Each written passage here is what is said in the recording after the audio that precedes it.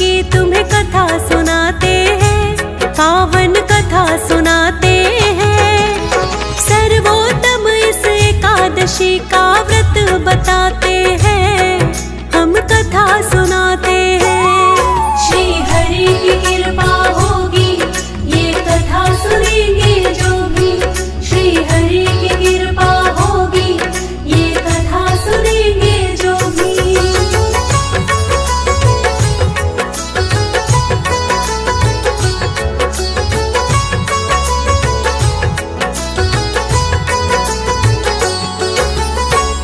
प्रिय भक्तजनों, आज हम आपको मार्गशीर्ष मास के कृष्ण पक्ष में आने वाली उत्पन्ना एकादशी की पावन कथा सुनाएंगे। प्रिय भक्तों, इस कथा में वर्णन है कि किस प्रकार एकादशी तिथि को इतना पावन माना गया है, जिसका व्रत करने से मानव के समस्त पाप नष्ट हो जाते हैं। स्वयं श्री कृष्ण भगवान ने एकादशी व्रत को सबसे उत्तम बताया है। एकादशी का व्रत करने वाले भक्तों को यमलोक के कष्ट नहीं भोगने पड़ते। वो निष्कंटक जीवन जीते हुए वैकुंठ अधिकारी हो जाते हैं। तो चलिए भक्तों, सुनते हैं उत्पन्ना एकादशी की ये परम कल्याणकारी पावन कथा।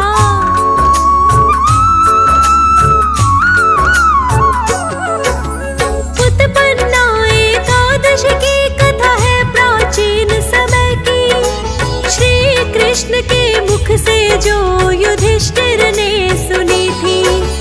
मार्गदर्शन पांडवों का श्री कृष्ण ही करते थे, और कथाएं पांडव भाई उनसे सुनते थे। फिर से आज युधिष्ठिर श्री कृष्ण के पास आए और बोले, उत्पन्ना एकादशी की कथा सुनाए। क्या महात्म्य है इस व्रत से और क्या फल मिलता है, सब कुछ जानने की कृष्ण मेरे मन में आज इच्छा है। सुनकर प्रश्न युधिष्ठिर का कृष्णा मुस्काते हैं, पावन कथा सुनाते हैं। सर्वोत्तम इस एकादशी का व्रत बताते हैं, हम कथा सुनाते हैं। श्री हरि की कृपा होगी, ये कथा सुनेंगे जो भी। श्री हरि की कृपा होगी, ये कथा सुनेंगे जो भी।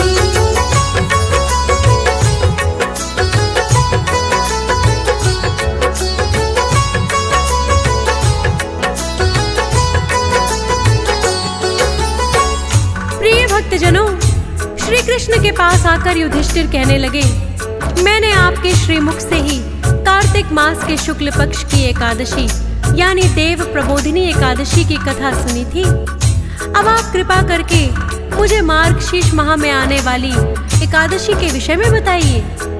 इस एकादशी का नाम क्या है तथा इसके व्रत का क्या विधान है, इसकी विधि क्या है, इसका व्रत करने से किस प्रकार के फल की प्राप्ति होती है। कृपया यह सब विधान पूर्वक कहिए। युधिष्ठिर की बात सुनकर श्री कृष्ण कहने लगे,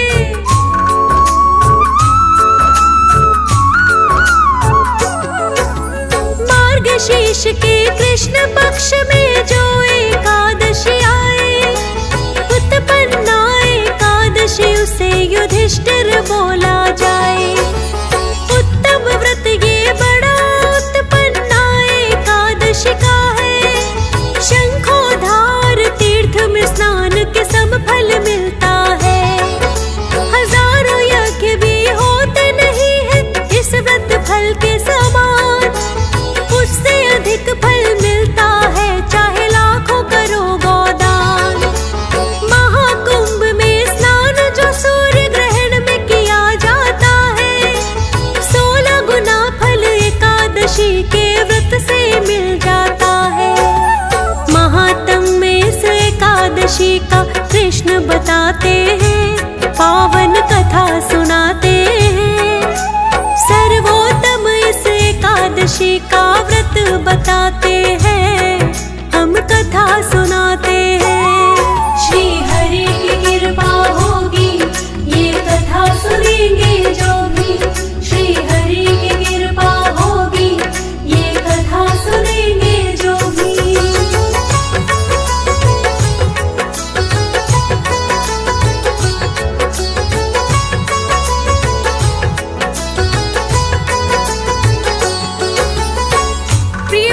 जनों, श्री कृष्ण ने युधिष्ठिर को उत्पन्ना एकादशी का महात्म्य बताते हुए कहा कि शंखोधार तीर्थ में स्नान करके भगवान के दर्शन से जो फल प्राप्त होता है वह एकादशी व्रत के 16वें भाग के बराबर भी नहीं होता। व्यातिपात के दिन दान देने का 1 लाख गुना फल होता है। संक्रांति स्नान से 4 लाख गुना तथा सूर्य ग्रहण में स्नान करने से जो पुण्य प्राप्त होता है वही पुण्य एकादशी के दिन व्रत करने से मिलता है। अश्वमेध यज्ञ करने से 100 गुना तथा 1 लाख तपस्वियों को 60 वर्ष तक भोजन कराने से 10,000 गुना, 10 ब्राह्मणों अथवा 100 ब्रह्मचारियों को भोजन कराने से 1000 गुना पुण्य भूमि दान करने से होता है। उससे 1000 गुना पुण्य कन्यादान से प्राप्त होता है। इससे भी 10,000 गुना पुण्य विद्यादान से मिलता है। विद्यादान से 10 गुना पुण्य भूखे को भोजन कराने से होता है। अन्नदान के समान इस संसार में कोई ऐसा कार्य नहीं जिससे देवता और पितृ दोनों तृप्त होते हैं, किंतु एकादशी के व्रत का पुण्य इन सब से अधिक होता है।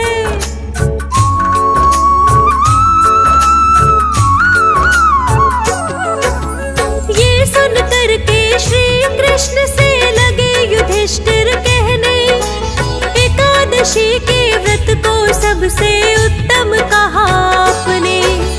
मेरे मन की जिज्ञासा अब कृष्ण जी आप मिटाओ, कैसे हुई एकादशी उत्तम सब कुछ मुझे बताओ। दुर्लभ व्रत क्या सचमुच ऐसा एकादशी का होता, जन्म जन्म के पापों को मानव के जो धोता। एकादशी के व्रत की महिमा आपने जो है बखानी, कैसे ये एकादशी उत्तम जाती है मानी। श्री कृष्ण तो फिर युधिष्ठिर को समझाते हैं, पावन कथा सुनाते हैं। सर्वोत्तम इस एकादशी का व्रत बताते हैं, हम कथा सुनाते हैं। श्री हरि की कृपा होगी ये कथा सुनेंगे जो भी, श्री हरि की कृपा होगी ये कथा सुनेंगे जो भी।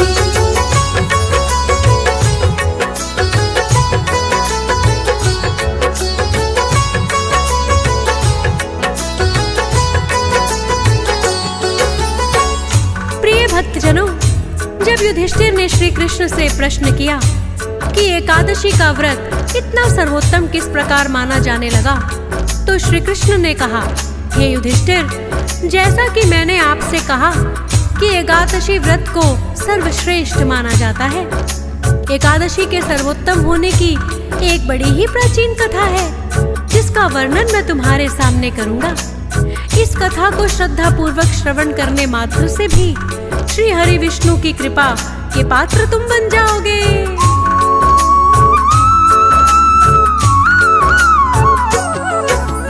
कैसे उत्तम एकादशी का व्रत है तुम्हें बताऊं, सतयुग की है कथा युधिष्ठिर सुनो मैं तुम्हें सुनाऊं। मुर नामक एक दैत्य हुआ करता था बड़ा बलवान, और अपने बल पर हो गया था उसे बड़ा अभिमान।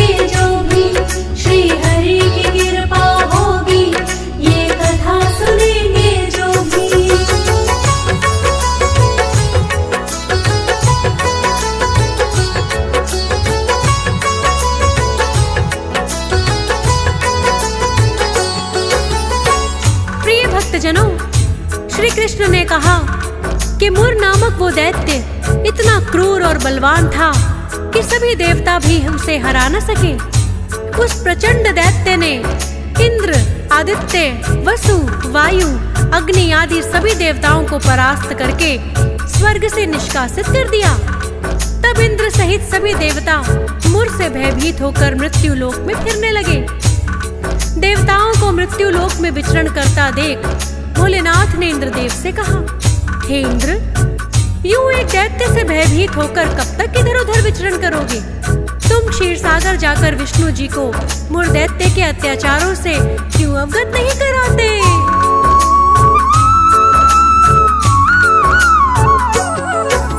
भोले ने कहा, इंद्र देवता सब देवों को लेकर विष्णु जी की शरण में जाओ तुम तो क्षीर सागर।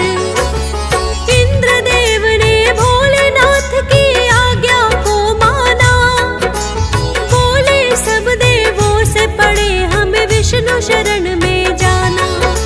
लेकर आज्ञा भोले से सब देव चले आए, विष्णु जी के चरणों में आकर के शीश झुकाए और मुर दैत्य के बारे में विष्णु जी को बतलाया।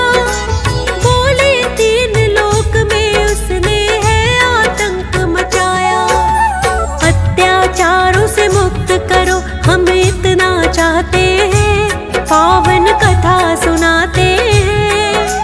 सर्वोत्तम इस एकादशी का व्रत बताते हैं, हम कथा सुनाते हैं। श्री हरि की कृपा होगी, ये कथा सुनेंगे जो भी। श्री हरि की कृपा होगी, ये कथा सुनेंगे जो भी।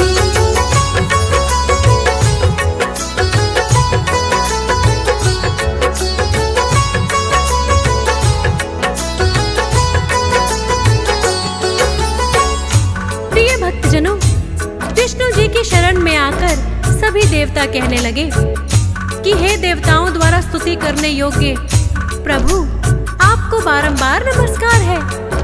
देवताओं की रक्षा करने वाले मधुसूदन, आप हमारी रक्षा करें। दैत्यों से भयभीत होकर हम आपकी शरण में आए हैं। आप इस संसार के कर्ता धर्ता, माता पिता, उत्पत्ति करता और पालन करता और संहार करने वाले हैं। सबको शांति प्रदान करने वाले आप ही हैं। आकाश और पाताल भी आप ही हैं। सबके पितामह ब्रह्मा, सूर्य, चंद्र, अग्नि, सामग्री, होम, आहुति, मंत्र, तंत्र, जप, यजमान, यज्ञ, कर्म, कर्ता और भोक्ता भी आप ही हैं। आप सर्वव्यापक हैं प्रभु। आपके सिवा तीनों लोकों में चर तथा अचर कुछ भी नहीं है। हे भगवान, दैत्यों ने हमको जीतकर स्वर्ग को भ्रष्ट कर दिया है और हम देवता इधर उधर भटकते फिर रहे हैं। आप उन दैत्यों से हमारी रक्षा करें।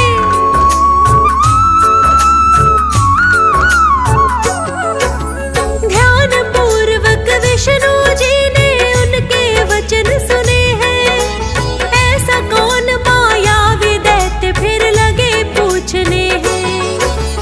कितना बल है उसमें, किसका उसने आश लिया।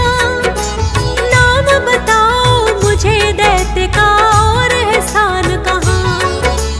इंद्रदेव ने इतना सुनकर विष्णु जी से कहा, नाड़ी जंघ नाम का एक पराक्रमी राक्षस था। पुत्र हुआ जो नाड़ी जंघ को उसे मुर नाम दिया। मुर ने दैत्य सेना को लेकर स्वर्ग है छीन लिया। स्वर्ग सिंहासन अपना फिर हम पाना चाहते हैं, पावन कथा सुनाते हैं। सर्वोत्तम इस एकादशी का व्रत बताते हैं, हम कथा सुनाते हैं। श्री हरि की कृपा होगी, ये कथा सुनेंगे जो भी। श्री हरि की कृपा होगी, ये कथा सुनेंगे जो भी।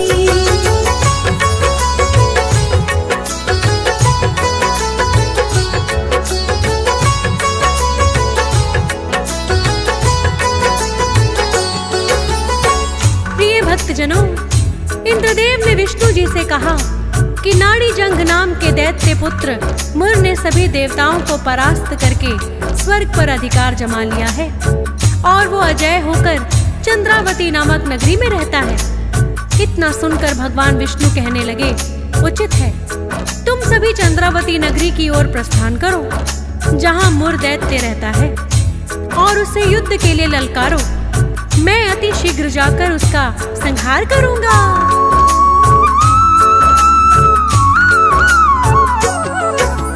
विष्णु जी की आज्ञा पालन सब देवों ने की, किया प्रस्थान सब देवों ने नगरी चंद्रावती। दैत्यराज मुर ने जो ही सब देवों को देखा, सोचा चंद्रावती आने का इनका मकसद क्या। क्या फिर से युद्ध करने को सब देवता आए हैं, युद्ध में पहले भी मुझसे ये मुंह की खाए हैं। अपनी सेना को फिर मुर ने दिया है ये आदेश, चंद्रावती में देवों को ना करने दो प्रवेश। दैत्य अनेकों देवों से युद्ध करने आते हैं, पावन कथा सुनाते हैं। सर्वोत्तम इस एकादशी का व्रत बताते हैं, हम कथा सुनाते हैं। श्री हरि की कृपा होगी, ये कथा सुनेंगे जो भी। श्री हरि की कृपा होगी, ये कथा सुनेंगे जो भी।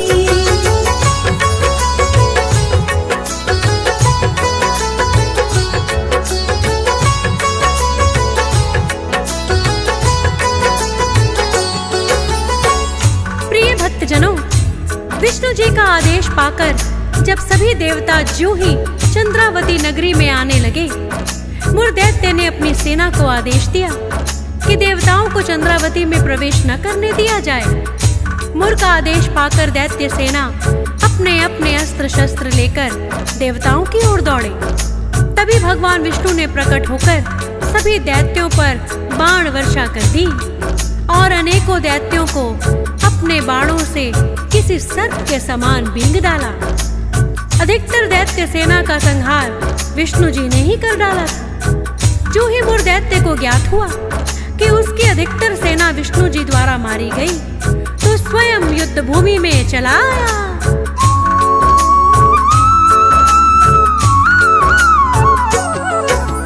युद्ध भूमि में फिर तो स्वयं मुर दैत्य चला आया।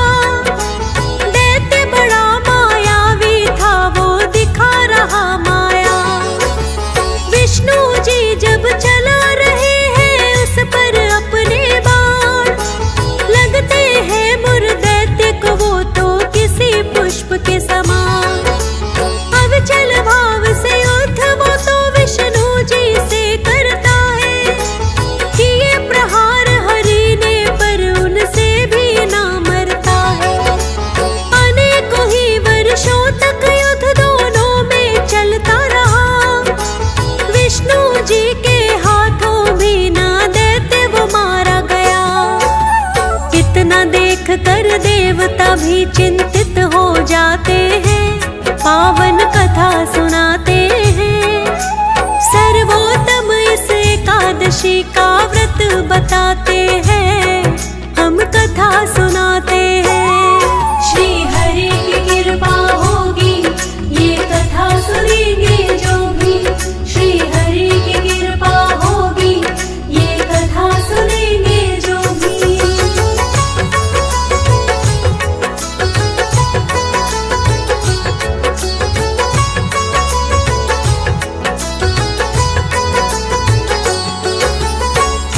प्रिय भक्तजनों, विष्णु जी ने अधिकतर दैत्यों को मार गिराया, किंतु मुर दैत्य पर तो जैसे विष्णु जी के प्रहार का कोई असर ही नहीं था। फिर दोनों के बीच मल्ल युद्ध होने लगा और लगातार 10,000 वर्षों तक युद्ध चला, किंतु मुर दैत्य को विष्णु जी भी हरा नहीं पाए। अंत में विष्णु जी बद्रिकाश्रम चले आए, जहाँ विष्णु जी ने हेमवती नामक सुंदर गुफा देखी, जो 12 योजन लंबी थी। उस गुफा का एक ही द्वार था। विष्णु जी कुछ देर विश्राम करने की सोच गुफा में प्रवेश कर गए और योग निद्रा की गोद में सो गए।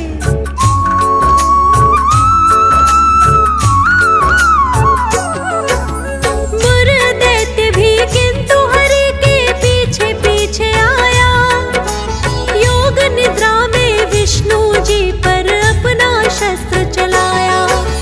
विष्णु जी की काया से एक देवी प्रकट हुई, उज्जवल कांति में रूप लिए जो मुर के निकट गई।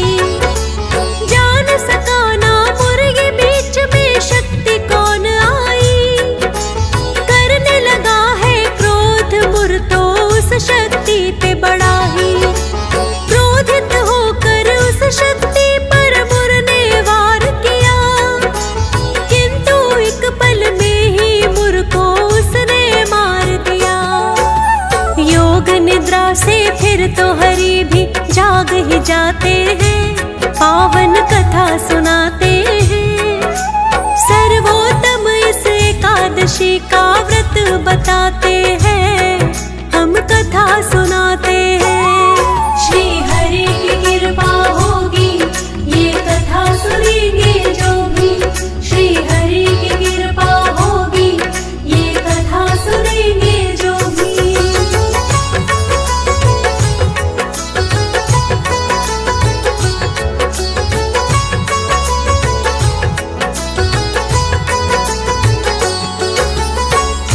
प्रिय भक्तजनों, जैसे ही विष्णु जी योग निद्रा से जागे तो देखा कि उस शक्ति ने मुर दैत्य का अंत कर दिया है।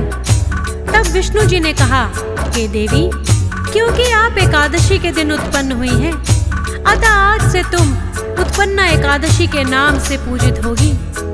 और एकादशी के दिन मेरा ध्यान करने वाले और व्रत करने वाले सच्चे भक्तों को मैं निष्कंटक जीवन यापन करने के पश्चात वैकुंठ में स्थान प्रदान करूंगा।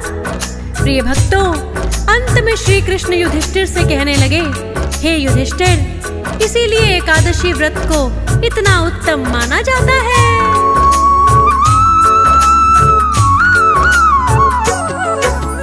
उत्पन्ना एकादशी की भी कथा यही है युधिष्ठिर, व्रत का फल मिलता है पूर्ण व्रत कथा को सुनकर। सुन के कथा युधिष्ठिर ने भी प्रकट किया आभार और कहा कि एकादशी का व्रत करे हर बार। हंसराज रिलहन तो सदा हर चरणों में शीश झुकाते और कथाएं नई नई भक्तों के लिए लाते। चेतन शुक्ला भी श्रद्धा पूर्वक करती वर्णन, फौजी सुरेश भी कलम चलाए करके शारदे सिमरन। भक्त जिन्हें सुन करके कृपा हरि की पाते हैं, पावन कथा सुनाते हैं। सर्वोत्तम इस एकादशी का व्रत बताते हैं, हम कथा सुनाते हैं। श्री हरि की कृपा होगी, ये कथा सुनेंगे जो भी। श्री हरि की कृपा होगी, ये कथा सुनेंगे जो भी। ओम नारायणाय विद्महे तत्सवितुर्वरेण्यं वासुदेवाय धीमहि तन्नो नारायण प्रचोदयात्। ओम नारायणाय विद्महे तत्सवितुर्वरेण्यं वासुदेवाय धीमहि तन्नो नारायण प्रचोदयात्। ओम नारायणाय विद्महे तत्सवितुर्वरेण्यं वासुदेवाय धीमहि तन्नो नारायण प्रचोदयात्। ओम नारायणाय विद्महे तत्सवितुर्वरेण्यं वासुदेवाय धीमहि तन्नो नारायण प्रचोदयात्। ओम नारायणाय विद्महे तत्सवितुर्वरेण्यं वासुदेवाय धीमहि तन्नो नारायण प्रचोदयात्। ॐ नारायणाय विद्महे तत्सवितुर्वरेण्यं वासुदेवाय धीमहि तन्नो नारायण प्रचोदयात्।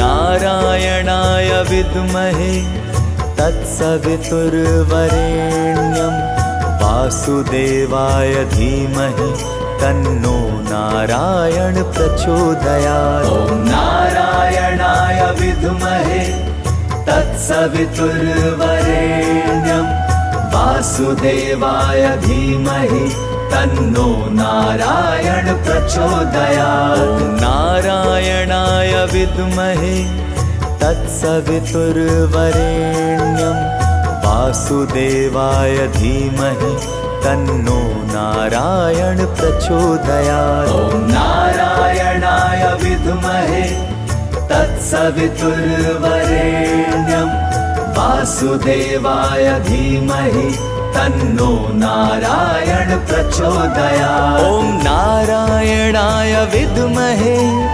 तत्सवितुर्वरेण्यं वासुदेवाय धीमहि तन्नो नारायण प्रचोदयात्। ॐ नारायणाय विद्महे तत्सवितुर्वरेण्यं वासुदेवाय धीमहि तन्नो नारायण प्रचोदयात्।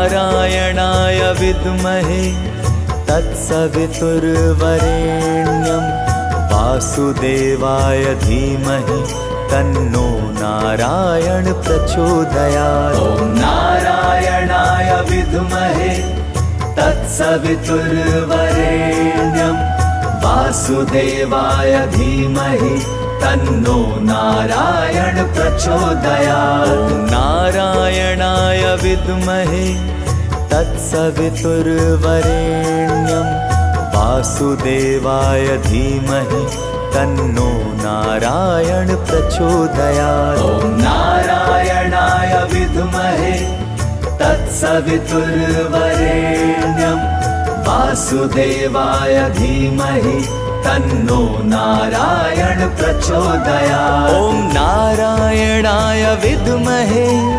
तत्सवितुर्वरेण्यं वासुदेवाय धीमहि तन्नो नारायण प्रचोदयात्। ॐ नारायणाय विद्महे तत्सवितुर्वरेण्यं वासुदेवाय धीमहि तन्नो नारायण प्रचोदयात्।